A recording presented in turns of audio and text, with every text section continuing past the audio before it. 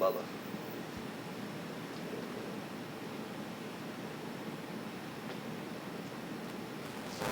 Straight all the way through until Bill's death. You know, he was a very, very charitable person. I can recall at one time I was in the hospital and he'd come over Sunday afternoon and drop off a big pork roast or something and say so the kids would have something to eat. That type of thing. When he died,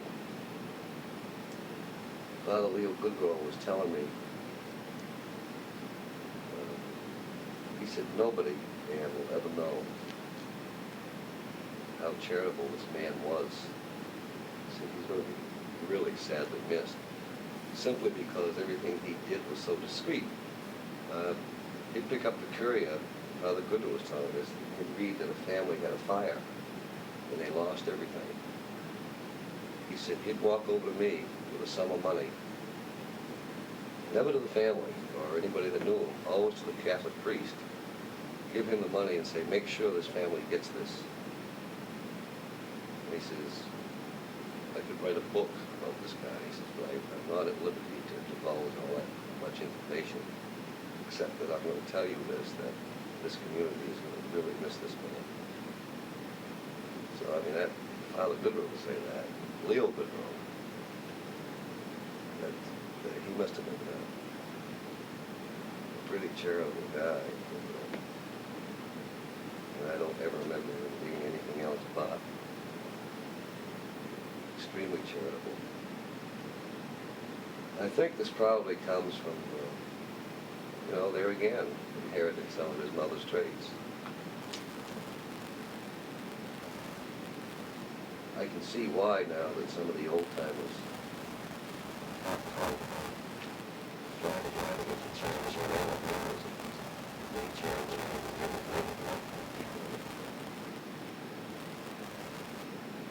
I can remember Dick French saying, I could never imagine, Dan, how your grandmother ever did it.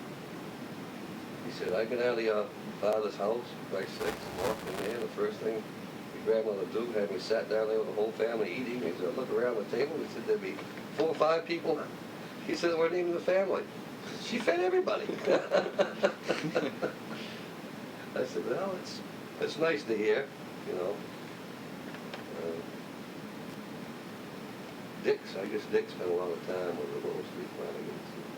Played baseball with Art, semi-pro baseball, I can recall Art. He was playing with the Rockland Pirates.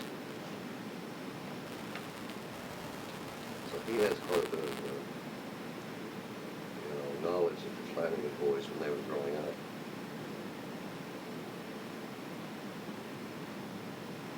But it's interesting, all these little things that I hear and I can associate with each personality of the family, because I remember them, Like you say, everybody remembers different things.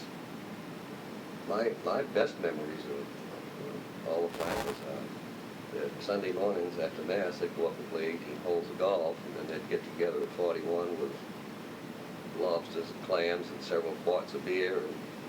And this is where I observed how much fun there was with drinking as a child, because they laughed and they told jokes and they went up story after story, golf story after golf story with Art and Judd, and Dad, John Mazzeo, Tolly Mazzeo, and Uncle Bill.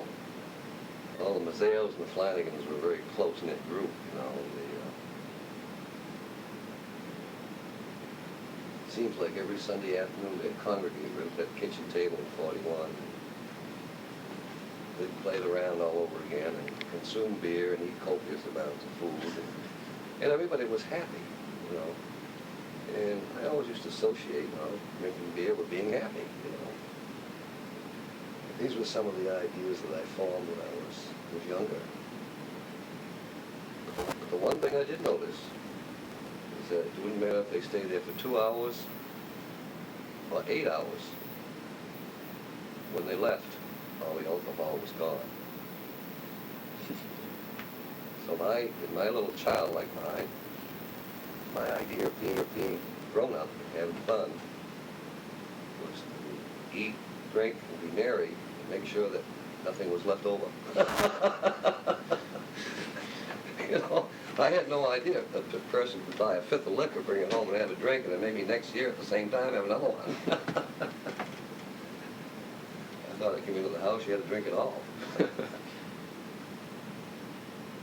You probably look, I don't know if latest and all the other